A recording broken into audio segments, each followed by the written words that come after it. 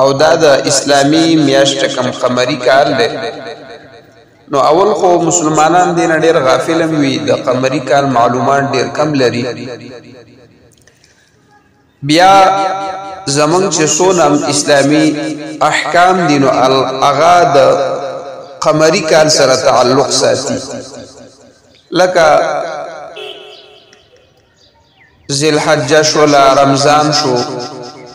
ربیع الاول شو ربیع الثانی شو محرم شو نو تقریبا چې دا سونه میاشتې دي شوال رمضان شعبان احکامات د دې سره تعلق ساتي نو دا د اسلامی قمری کال اتم میاشته چې د رمضان نه مخکې وي شعبان او مسلمانان د دین اکثر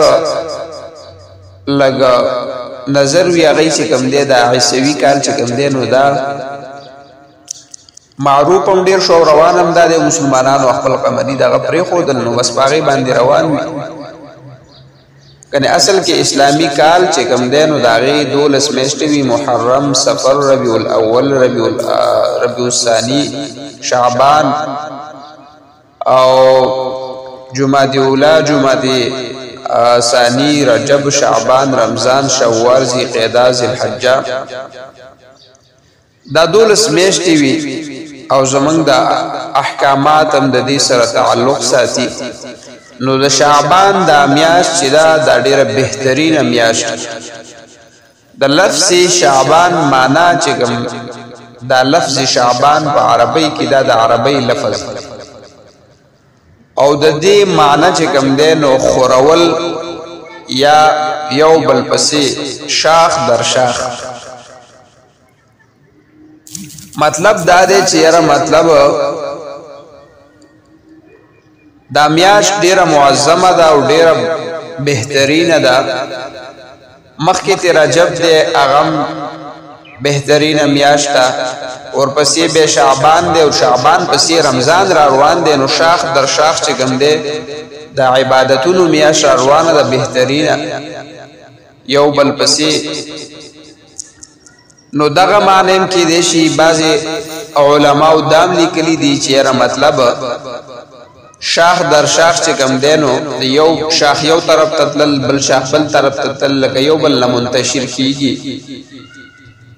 لکه څنګه چې په دیونه کې دا څانګې د یو بل نه جدا جدا داسې تللی وي نو د شعبان په دې میاشت کې به دا قبیلې چې کومې وي دا عرب به چې کومونو دیو به جنګونه کول یو قبیله به یو خوا لاړه بل قبیله به بل خوا لاړه منتشر به شو یا د دغې لحاظ سره یا دا میاشت چې کوم دی نو دا د برکتونو والا میاشت ده او په دې کې چې کوم دی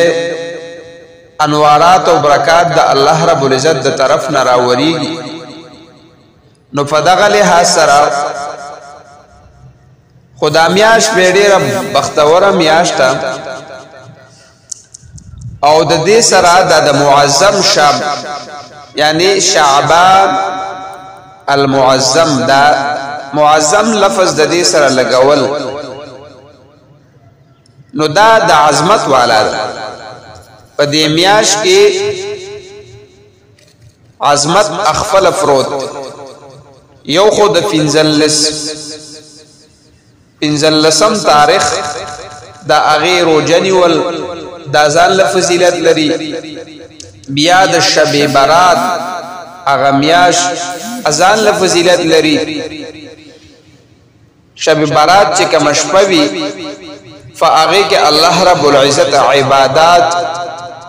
د انسان قبلی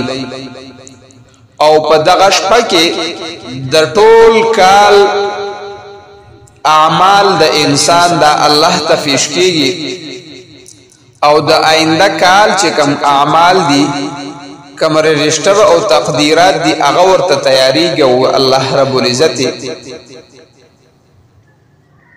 بیا پرشتو ته حواله کوي نو دغه میاشت په دغه لحاظ سره مو ته معظم ویلې شي چې دا شعبان المعظم ده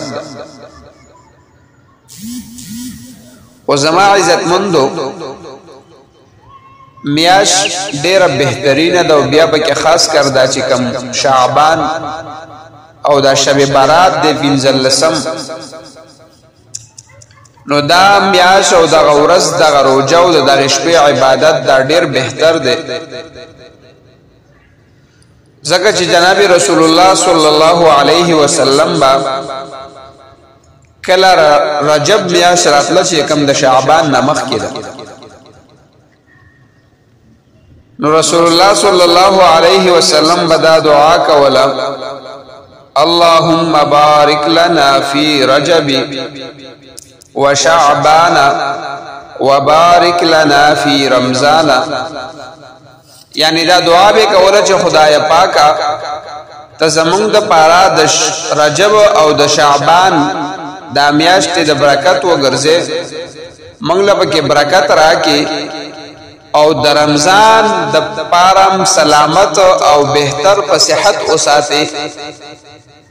طاقت او توفیق د رمضان المبارک د عبادتونو هغه مونږ لرا کې ځکه دا میاشت ډیره بهترینه او زما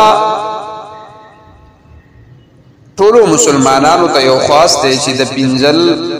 پنځلسی چې کم پښتانه ورته پنځلسی وایي 15مه ورځ د شعبان د دې روزې ډېر فضیلت دی او بیا د رمضان المبارک راتلل هغې ته تیاری کول نو د دې ځان له لوی فضیلت دی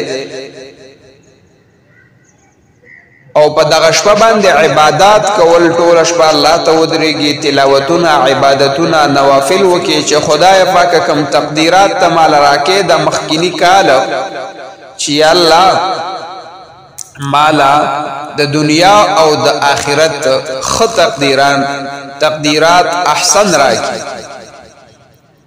زما زندگی د خپل دین د قرآن او د اسلام او د رسول الله صلی الله علیه وسلم په اتباع کې تیر کړي او زما د آخرت تقدیر خراکي او د دنیا تقدیر د دنیا رزق د دنیا اغا اسباب صحت خوشحالی دا مال خراکي نو دغه شپه باندې د الله نه خصوصي دعاګانې کول او د الله رب العزت نه د خو تقدیراتو دعا غوښتل او د 15مه ورځې روزه نیول ډېر فضیلت والا نو الله رب العزت به زمونږ او ستاسو په دغه